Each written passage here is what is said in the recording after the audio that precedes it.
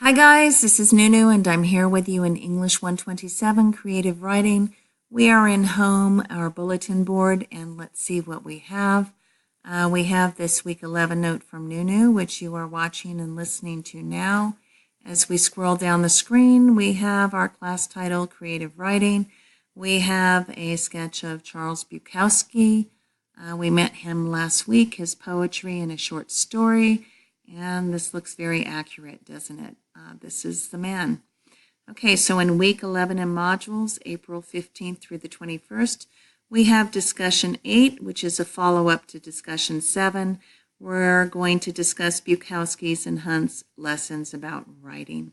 And please complete the anonymous survey at the top of modules. If you have not done so already, it's super helpful to me.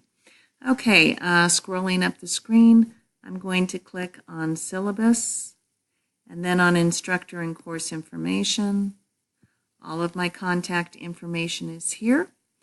And also I am here in inbox. You're never bothering me if you email me. You're never emailing me too much, especially to discuss what it is you're writing. I love to have those conversations with you. All right, so I'm going to click on home.